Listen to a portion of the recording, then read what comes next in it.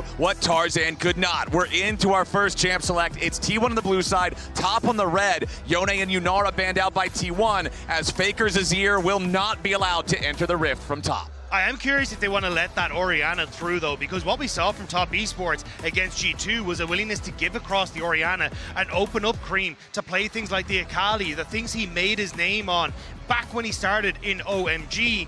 But we'll have to see what that game plan is going to be, because when we look at the Anyone's Legend series, it was constantly taking Orianna and Azir away from T1. The Poppy increases the value of things like Ambessa, Wukong, Rakan, and that Akali pick that Dagda was talking about. T1, how will they shift their focus? Because with the Yone ban and the Yunara, Sion comes to attention, and immediately it's going to be banned away by T1. So that first pick now looking to be the Wukong. T1 want to get their hands on it, a very powerful engage tool. But the question is, will Top Esports allow them to have it? Rumble may very well be the ban on the side of Top Esports if something like the Ambessa is something that they're eyeing up. Yeah, I think it's very telling essentially what this last ban is going to be. So the Bard from Keria taken away once more. This was another staple ban we saw from Anyone's Legend. But it does say, hey, go on, take that Orianna. We're going to try and take the Akali here for Creme and answer with our own style in Top Esports. And you can see their 100% presence in draft throughout this tournament. A powerful pick for Top Esports to let through, but at bare minimum, they're going to buy themselves control over that Wukong here with it. Absolutely. Wukong plus Akali could be an incredibly viable combination, and it's going to be locked in immediately. We've seen this once before, and they're going to secure it for themselves. Oner will respond with the Xin of his own, a big comfort pick for him, and another comfort for T1 as the Varus is secured for Gumayusi. This has been such an insane pick for Gumayusi in this tournament. He has consistently got big leads in the lane on this champion and been a menace when it comes towards team fights. I have to imagine that the Ambessa will now be higher in priority. Top Esports going for a lot of dive threat, but maybe they want some poke of their own. They would be a little bit AP heavy, but still, with the assassination with the backline threat of Akali plus Ziggs, instead they move towards the Sivir. Still, a very effective engage combo, good wave clear, a little short range, which means that poke Varus in the late game, can they get on top of him will be the question for Top Esports. I think it was a good read, Vedi. Like, they probably want to try and go for the Ambessa, but I imagine it is going to be banned away here on these next couple of rotations by T1. And if you end up going towards that Ziggs, so much AP damage, you can find yourself lacking in opportunities in that top side of the map. So the Renekton ban? It's an Ambessa. It's an Ambessa angle, yeah. Yeah, I imagine that T1 will read the play and they'll look to remove it themselves. Now, champions like Alistair, Top Esports need to be very aware of it. It could be a great engage tool, a potential follow-up on the side of T1, good frontline, and also just a great answer into the Sivir as well. Will Top Esports consider it ban-worthy, or do instead they have something in the top lane they want to get rid of? My other thought is also something like a Braum ban, because 369 would love to go towards something like an Oner. It sets up beautifully for the Wukong, the Akali. You've got two very mobile carries on the opposite side, and I think that may be something that they want to look for, but I am curious if T1 are going to read it, take the Braum for carrying that bottom side, and then enable Doran on his own sort of engaged champion.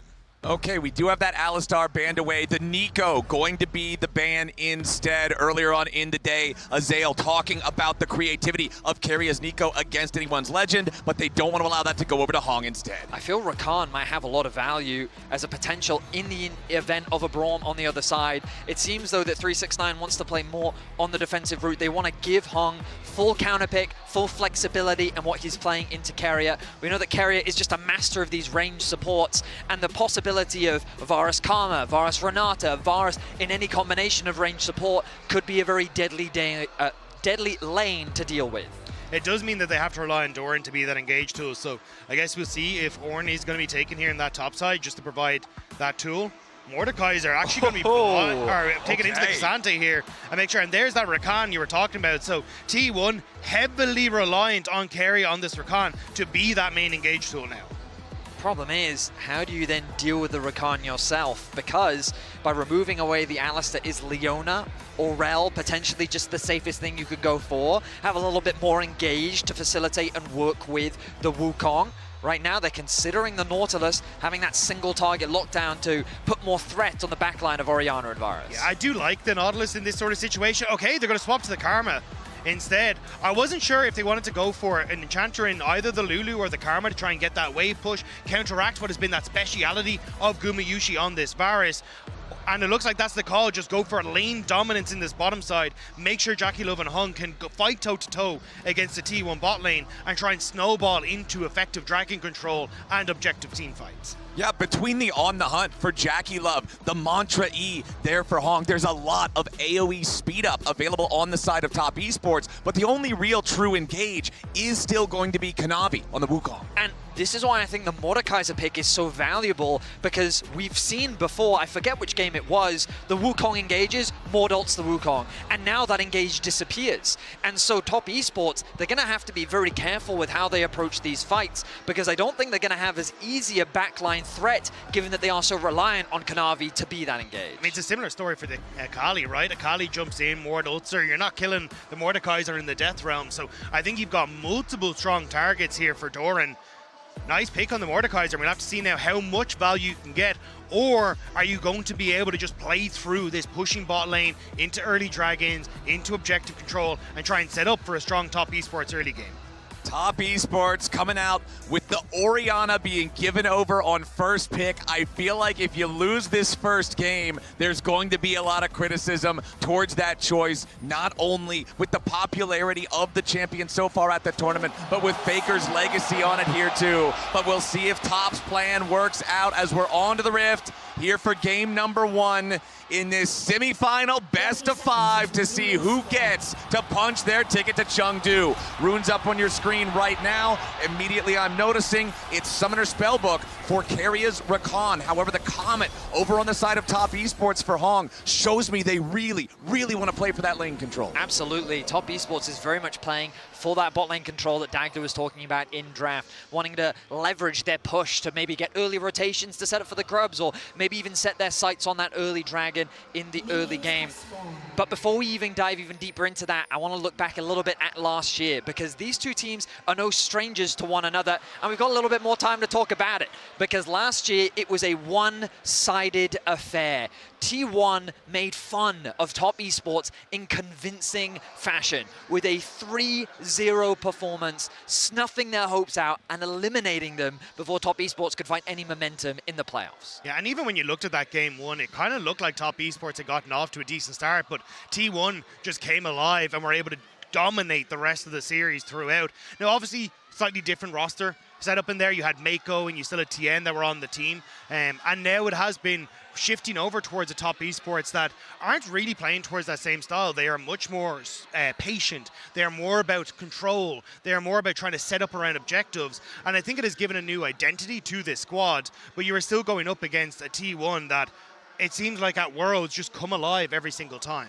And I want to go back to something that you were talking about during the draft when we saw the Rakan drafted there for Keria. The importance that is being placed on his shoulders as the main engage here for T1 in this Game 1 draft. I feel like in the Swiss stage, we didn't see the best League of Legends from Keria that we've seen many times before. It didn't seem like he was executing on the same level that we had seen in the past. But then in the series against Anyone's Legend, just a couple of days ago in the quarterfinals, that series that, like you mentioned, Vedius, went the full distance, best of 5. It was Keria who had a ton of clutch plays. Absolutely.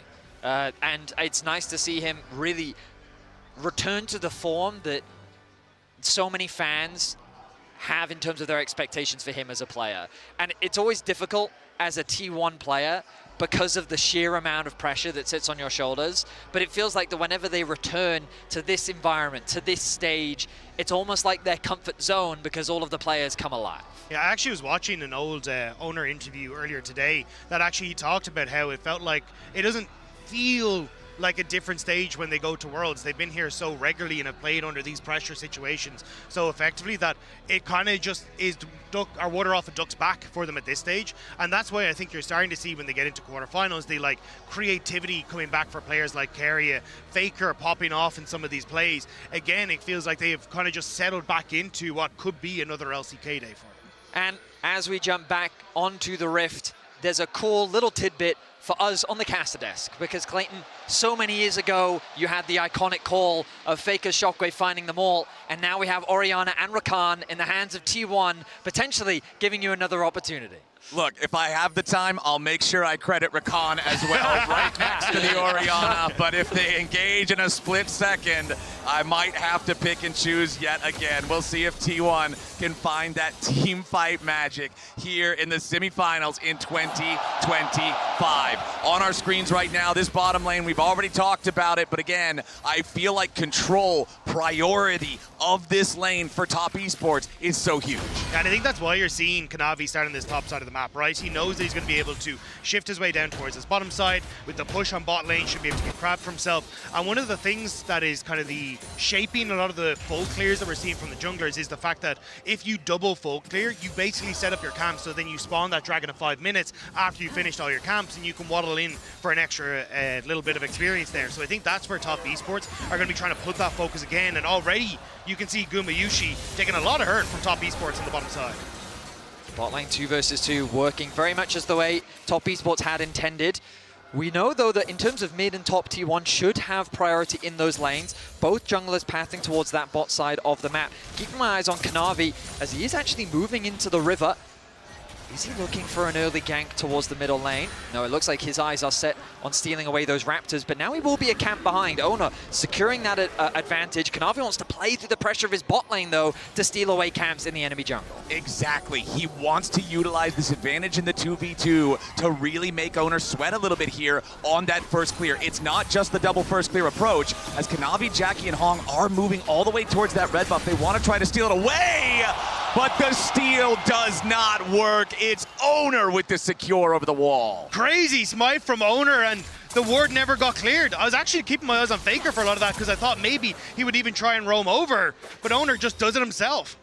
Beautiful steal comes through from Oner as he's able to secure, well, pretty much all of his camps. He's very happy with how things have played out. He's now going to path back up towards the top side of the map to secure that Scuttle Crab.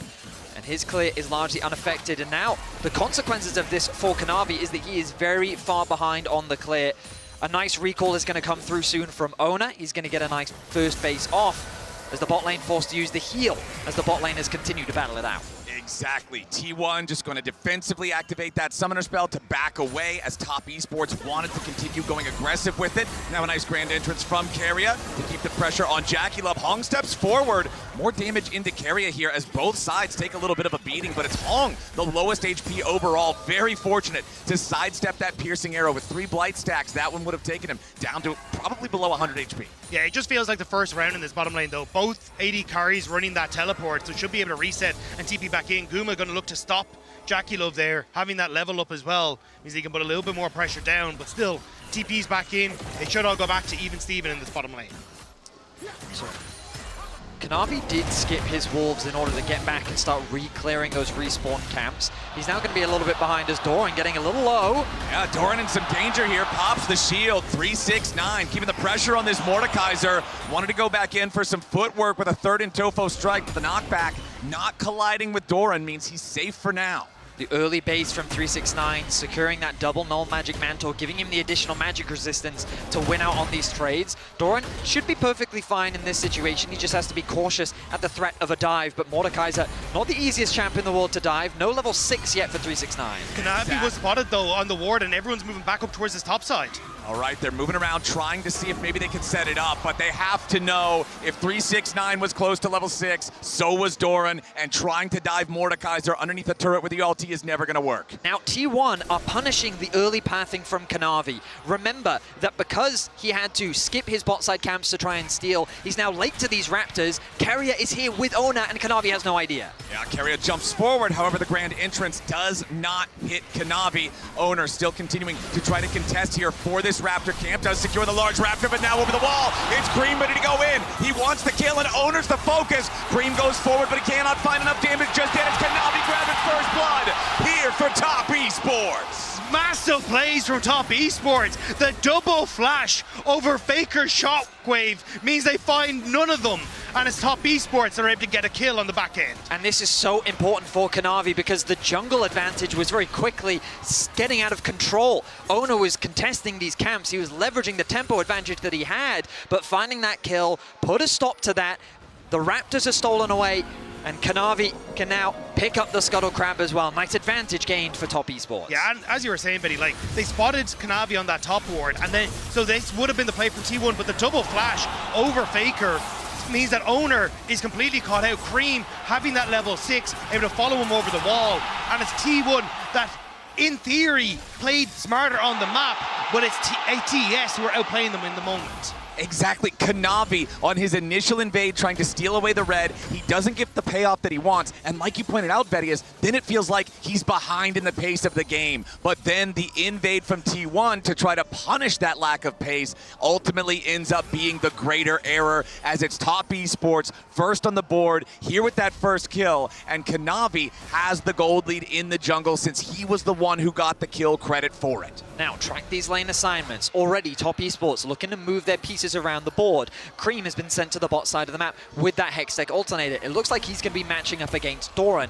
Not a very favorable matchup for the Akali, but this early on she does still have some great trading potential. The main goal though for Top Esports is to move their Sivir into the mid lane. Help you guarantee that lane prio to make it easier to contest the grubs that are spawning in 20 seconds. But with the swap up to top, T1 will still have access to this objective. I did think the Top Esports would try and play more for Dragons though. I feel like their team fight is better set up around, hey, let's try and stack some of these early objectives and then being able to draw T1 in towards these fights and maybe look for some of these cross maps. But with the early lead that they managed to pick up on towards Creme and Kanavi, and that level 6 just being hit for Kanavi, maybe they feel like they can actually fight as Creme starts to move. Yeah, Creme going to make that early rotation up towards these Void Grubs. And because Doran's teleport timer is pretty desynced from 369, there's still half the cooldown remaining on that teleport. The Mordekaiser is steadfastly down there in the bottom lane, and Top Esports have already taken the first grub. But now, Top Esports, they can have 369 TP to bottom lane if they want. He's going to go back to base. They did sacrifice a wave, and Doran will secure a plate. But ultimately now, JackeyLove and Hung can go and match up against the bot lane 2 versus 2. Akali can return to mid. And just a beautiful sequence of play there from Top Esports to allow them to secure an uncontested grubs. This is where exactly you kind of want to be as Top Esports. Again, although the early game went a little awry, being able to now find these moments to get Void Grubs when, in theory, Creme should have more impact on a side lane is going to be really, really nice. You can continue to keep up pressure through 369 as well in the Mordekaiser matchup. And JackeyLove is just going to wave clear. So I think now on T1 side, my eyes are going to be on Oner to see how he can get involved in some of these lanes to start to get some advantages for their side laners to neutralize the potential 1-3-1 from Top Esports. I'd love to see Top Esports invest a little bit of time towards that mid lane as well. Faker going for the Rod of Ages build means that he's looking to stack those defensive items to help survive the Akali burst. As Oner sets his sights on the bot side of the map, I'd be surprised if they really try to force anything. It looks like, yeah, he's more interested in the enemy jungle camps. He wants to take things away from Kanavi. He should be able to secure this Grump and walk away scot-free. We mentioned earlier how Mordekaiser is a difficult champion to dive there in the top lane. K'Sante is in the same caliber. You've got to have the guarantee that you're going to get the kill because of how easy it is to turn around. So they'll happily just take away the Gromp, get a little bit of extra money. It's another reset to pick up the Caulfield's Warhammer there for Oner. As you can see, he is still slightly ahead in terms of pace, at least with the jungle treats there, just 1 or 2 stacks ahead of Kanavi on the Wukong, who still does maintain about the same gold lead that he did after we saw him secure the first blood earlier. So just a fun fact about this mid lane matchup, Faker maxing the Q over the W. Sometimes we see that shift between Oriannas, but given how low he is on mana, having that extra Q damage really helps facilitate him, put that poke down onto the Akali in those shorter trades. He is very low on mana though. This could be a window for Top Esports to try and force that dragon, but with the resets coming out from Kanavi, I don't expect that to actually come through. Components very close to completing that first item, and as I say that, JackeyLove will complete the Essence Reaver, TP back into mid, and now Top Esports will have control over the midway. Yeah, I think they would have loved to have the Wukong finish off his Triforce here, but still a little bit away. And that it looks like what Top Esports are trying to play for is that big spike that you can get off of some of these first item completions. And for T1, it's a case, okay, we're still waiting on that Rod of Ages for Faker. We still don't have that first item for Gumayusi. But Top Esports still in the area, just trying to clear out vision and use these pushing waves to establish themselves further in River so they can set up for that play in a couple of minutes. Okay, 369 on the K'Sante, does have the Spectre's Cowl alongside the Negatron Cloak, so plenty of magic resistance building towards that first big item still, considering both enemy solo laners are AP champions. That always feels very good when you go for an early Kanik Rookern to be able to endure so much of that hurt, be able to have much better, shorter trades. As top esports continue just aggroing the Dragon, you saw them initially do that just to have it hit Keria a little bit, but now that even he's not here, they're continuing to try to look for the chance to take this. It's really not an early first Drake though, Vedius, which is, again, kind of what we were looking at when we see the Sivir Karma. The reset just came through for Faker though, and he doesn't finish the Rod of Ages. Actually ends up buying a tier instead of trying to finish it off. So I think for T1, they're not really interested in going for this Dragon right now. They're more than happy to let it scale. And I think with that crab take, Kanavi should have just ticked over towards his Triforce. So unless T1 can find a pick before this Dragon happens, it looks like top Esports should be able to come back into the map and try and force the play there. I don't know when the latest first Dragon of Worlds was, but we're definitely heading towards that number. Top Esports in a bit of an odd position here as they kind of fight with Faker for that mid control. Varus has to be careful, but he's pretty safe to push out that bot wave. Now it is T1's turn to take control over the bot side river. Fantastic vision control means they will be the team to start this objective off, and top Esports don't really have much room to fight this as of right now. Yeah, you can see piercing arrow, plenty of damage from that Varus here onto the neutral objective. It is secured by Oner and T1 as Hong wants to step forward. Keria with a battle dance to disengage from the tether means that top can't get any sort of a punish, and T1 just kind of walk away with a Drake for free. A nice timing window there by T1. So they knew that Kanavi had reset for the for his Triforce, but Kanavi stopping off for his Wolves on the way forward meant that they actually had a little bit more time to try and push through. So they move in towards mid, force JackeyLove to give up priority on that mid wave. They already had JackeyLove pushing in bot wave, so able to use that small window where top esports weren't on the map to their advantage. Very much feels like that we're heading in the direction of a slower teamfight orientated game. And I think that based on how both teams kind of find that success, when I especially look back at that AL series, a lot of the conversation was about how AL need to pick up the pace of the game, because if you just let T1 run the map, that's where they seem to feel like the most comfortable. But top esports, they are the slower, more controlled LPL style of team. They like to play the map, and that's just kind of a given when you've got Kanavi as a jungler. That very methodical type of approach to the game, very much playing towards his strengths, and he's scaling up nicely on the Wukong now with the Trinity Force completed.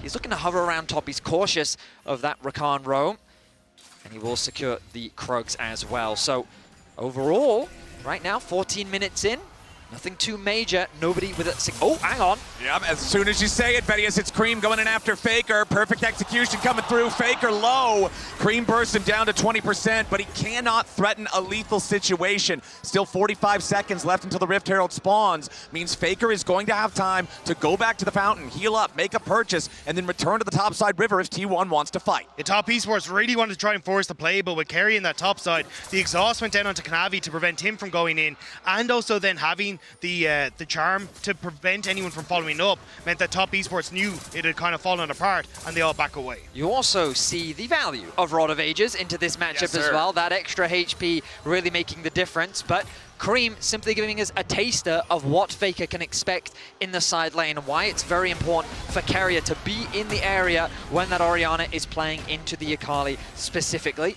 Hung working with JackeyLove as the heal. Oh, that's a chunk of damage. Yeah, there you go. There's the summoner spell forced out. Gumayusi using the chains of corruption, making Hong flash away or face certain doom. And right as Rift Herald spawns as well, so Oner immediately books it over towards the objective to start that one up. And look at the map. Top esports not in a position to contest here again. I feel like this is a pretty rare situation where we've seen all three of the first neutral objectives in the game go utterly uncontested. The Void Grubs earned by top esports because of their smart macro play, then T1 getting the Drake for free off the recall from Kanavi, and now Gumayusi's chain of corruption forcing Hong back and forcing that flash to be spent means that T1 gets Rift Herald for free. We're just seeing all of these objectives be handed over. I think T1, just with really good lane assignments, they know that Faker, as long as Creme doesn't have his ultimate, can easily gain control over that wave. Also, the fact that they got that nice trade and Hung, as Dagda was saying, that is the go signal. That is your window of opportunity to force the objective. So just great overall awareness from T1. as they gain a small lead for themselves. And it's also really difficult for top esports to try and punch back. You try and go, hey, we're going to dive bot lane, and you're like, hey, that's a Mordekaiser. That's just not going to end well. Yeah. And you want to try and trade on that top side, but Faker's already pushed in, and you already have Oner on that side of the map. So top esports kind of just clear out the waves and do nothing. They are looking for top here. Faker still has flash. Yeah, Faker gonna drop that shockwave to try to defend himself here as Creme again trying to play as aggressively as possible on this Akali. Last time he had the ulti, he spent it on Faker. This time he does the same. Redemption coming in to try to keep Faker alive. Kanavi has to back away after the Redemption, heals the enemy mid laner. Keria supporting Faker from a long way away, stops the dive.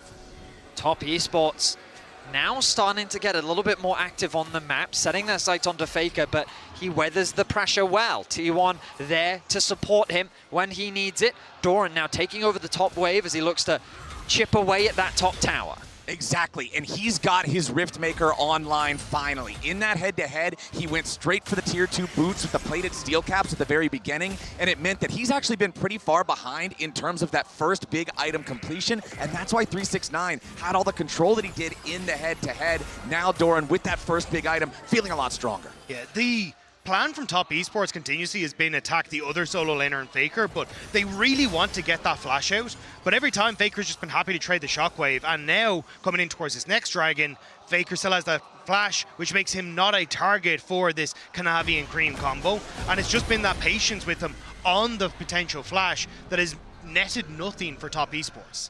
We're also seeing the rotation begin from Doran. He's navigating his way around the vision that top esports have set up on the top side of the map, which means that should he find a flank, it means that top esports won't be aware of his position as they get closer to the dragon spawning, which, for the record, should be happening in mere moments. T1 with great position around that neutral objective again, and considering how slow they want to play this game, T1 have been very happy with how things have been panning out. Yep, I have been informed that this is really going to get to see a larger investment towards a team fight from both sides. But again, with this time around, with the way that Gumayusi forced the flash out from Hong, that just didn't happen. And considering this is still only Drake number 2, I don't even know if we're going to get it here. I don't think top esports are in a position to really fight for this, though. You've just used Kanavi's ultimate on that top side of the map. That's still on cooldown. The Orianna ultimate is about to come back up, and Creme does have his available, but lacking that key engage tool for Kanavi really makes this fight difficult, and I think T1 are aware of it. They've already established themselves in that bot side river, and for top esports, you have to find a way to try and break that bunker, but it's just so difficult with no Kanavi ult. I like that. If this was game 5, this would be very tense. But because we're in game 1, it feels like that the tension hasn't quite set in. But we are ultimately building towards what could be the first fight and the defining fight of the entire game. If a single team can find a large enough lead in this fight that we're hoping to see soon, it could very well be the key that snowballs either the comp. I mean, I feel like we see this a lot, and I feel like we see it a lot particularly in game 1s, where teams are just testing the waters a little bit, getting a feel for what the other side's going to do, and you do get this very slow-paced type of a game that only has 1 or 2 big fights like you're talking about, but that just means the pressure is that much higher. If you're saying it's not going to be a 10-fight game, well, then you better play the one fight correctly. I also think that both teams feel very locked in. You can see how aware they are of the movements on the map, but as we've entered this mid-game, I do think that T1's lane assignments have just been that much better. They've leveraged the strength of Orianna into Akali while also not isolating the Orianna. We've seen how Creme and Kanavi have tried not once, but twice to get that flash out that Dagda was saying earlier, and both times that effort has been thwarted simply due to the presence of Keria with Doran TPing up towards the fight. And so because of that, they've played with their pressure well, they've controlled the neutral objectives, and the moment that they did punish top esports, they immediately converted it into a herald. And it's even the play off your screen that they're playing well on as well. When you have that TP from Doran to the top side to save Faker, Oner just goes down and collects that bot wave and prevents 369 being able to take the bot tower and get any more out of the play for themselves as well. So they're constantly keeping all these moves in check, and I think that's where top esports are struggling to really break them open. And as we start to move forward into this, again, you've got no ultimate for the Wukong. If now does T1 just get another objective on the back of it, they start to get towards those feats. That's when it starts to become a little bit more difficult for TES again.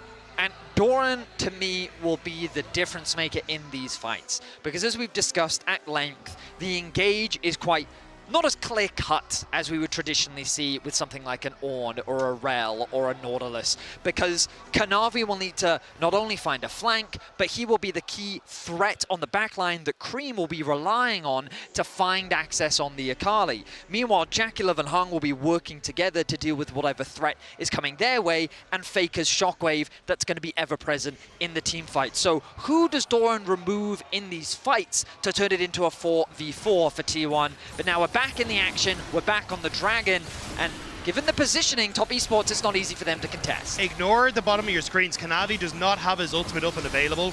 It is still a little bit away, which is why Top Esports there didn't really want to try and contest. So it looks like for T1, again, another Dragon. Now the feats, they're in a great spot.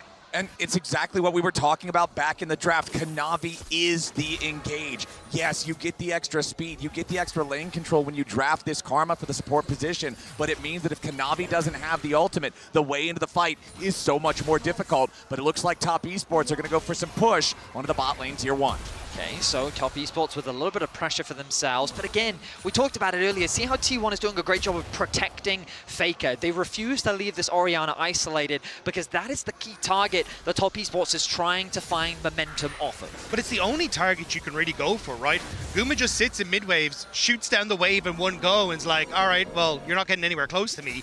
Doran is just able to get rid of all of the Avengers apart from one. So for Top Esports, it's really difficult to find plays anywhere on the map. And it's this slow burn now of T1 just starting to collect dragons, keeping the peace, and they're slowly getting to whittle away at some of these turrets as well. So for Top Esports, it needs to be better map play. Getting to the objective first, forcing T1 to actually try and brute force their way in with a lack of vision that opens up these flank opportunities for Kanavi and for Creme. And Top Esports' map play did earn them those first 3 grubs of the game that we saw back at the start of things, but the 3 neutral objectives since then have gone the way of T1. They have the feat of monster slaying. We're still only 1 kill in 19.5 minutes into the game, so that feat not claimed by either side, but you do see some damage onto the turrets in the side lanes for both squads, so that means also, after we have one of these big fights, it's probably first turret right after. The funny thing to me is that we're only at 16 petals for the whole game. 14, my mistake. 8 plus, well, now 7 as the Otacon 10 seconds away. All right, Otacon topside in this one. There's also still the Rift Herald in the inventory of Oner. That could also be used to force down one of these tier 1 turrets if that's the play they want to make. You can see T1. They're not going to start up the Otacon immediately, but they do still have Keria up in this area just to make sure that they're maintaining vision control. He's going to go ahead and take his recall. Again, Faker swaps back into the matchup with Creme. Doran versus 369 just continues being what this top lane battle always is. If the Otacon is started up, you need to be a little careful. There's a nice ward, actually. Okay, that's a very big circle. In behind the blue buff of T1. And that is something that 369 can look to try and create a flank opportunity for himself. But TP now towards the mid lane, trying to keep this mid tower safe. Exactly. They summoned up the Herald. The Herald should guarantee that you're going to be able to at least get the first turret. But it looks like someone up in mid lane, it cannot guarantee that much damage, but they don't just want to give that away for free to Kanavi being able to jump in there onto that tier 1 with the Wukong, with the Trinity Force. So Herald charges, takes off about 2/3 of that turret HP. 2 minutes on our next Drake. Otacon is alive. Turrets, low health, legitimately everywhere. And that bottom lane head-to-head, you saw 369 again winning out in that as he has Jack's show now fully completed. Still only 1 major item for Doran. JackeyLove, based on what I can tell, is about 200 to 150 gold off that Infinity Edge that he is working towards. A nice item spike as Creme goes in. Here we go once more. Faker trying to protect himself from Creme. As the perfect execution, once again, just not enough damage to really pose the threat, and Faker doesn't even have to spend Shockwave on that one. But now TP could be used by Faker to try and get back in. Actually, Shockwave now used. There it is, right on top of Keria, who comes in to reinforce the T1 mid laner. The quickness comes out, and the flash forced from Creme. He's still got protection here, though, in the top side. Kanavi having to clone over the wall to make sure that he can try and escape, but T1 putting pressure on this top side, and you've got that TP from Faker to come back out onto this top side. with Kanavi on low HP and Akali with no ult, maybe that's an Adacon area that T1 are looking at. T1 are controlling this Akali so well. They are giving such few opportunities, and Creme, I think his goal there was simply a chunk. Get a nice trade, make it easier for him to gain control, threaten that top side, but who's there first? It's Keria, it's Oner. The supporting staff of T1 are there to protect their GOAT of the mid lane, and they make sure that they put Creme back in his place. Nice advantage being built for Faker. Top Esports trying to get some vision around Adacon, but T1 is making it very difficult. It's Doran versus Creme in the bottom lane right now, but the important thing to make note of is that Doran has his teleport available, and Creme still does not have his. The perfect execution is back off of cooldown, but Creme's flash obviously still a long way away here as well. Keria loses half HP to a quick burst from Kanavi, but now Oner's ready to lead the charge here with a Crescent Guard. Kanavi, JackeyLove, and Hong all backing away from this one as T1 gets the better side of the trade. So Top Esports tried to punish the positioning of Keria, but it's they who is punished on the other side, and now T1 want to secure the first tower of the game. They're going to try to put enough damage into this, but again, they don't have any Void Grubs whatsoever, so they can't just force it down with a couple of autos. They forced Top Esports out of River though, and Dragon is available, and that was really what they wanted. So now Top Esports going to have to try and break into this, but it looks like it's gone. Yeah, T1 just going to go ahead and secure themselves Soul Point on a Cloud Soul Rift. Another uncontested neutral objective. I mean, immaculate control coming through from T1. Top Esports on the other side might be able to secure first tower for themselves, as 369 will be left alone to hit away on this tower. So hey, a feat of warfare contributed. Now the question is, gentlemen, will in this game we reach 3 kills? Because so far, 24 minutes in, we're at, I don't even know what the division is, but I'm telling you the kills per minute is awfully low. It's not looking particularly hot. Not great. Yeah. Whoever got the pickups for Kanavi First Blood, though, at least somewhat happy with things. Maybe not with how this game state is going.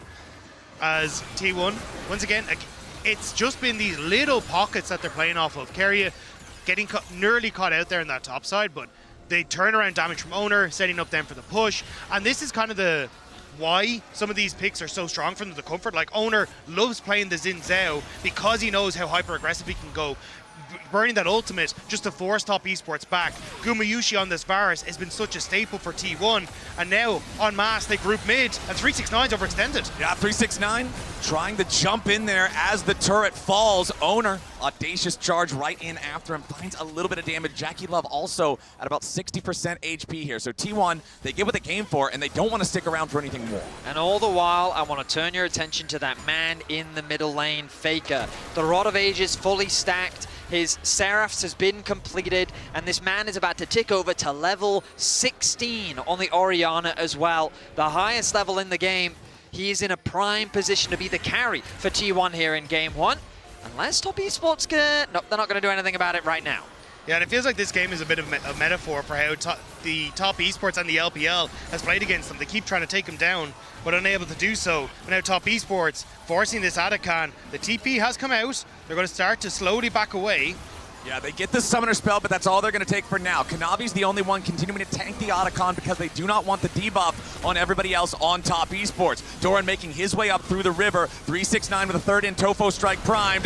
Top Esports looking for something here. It's Doran jumped on immediately. However, he's into the death realm. He's going after Kanavi. He wants to take out the enemy jungler. Top Esports, they're trying to get him away. But as soon as the death realm ends, Keria's quickness begins. And Top Esports have already lost their jungler. They're about to lose their top laner. 369 wants to go all out, but Gumayusi and T1 are all in.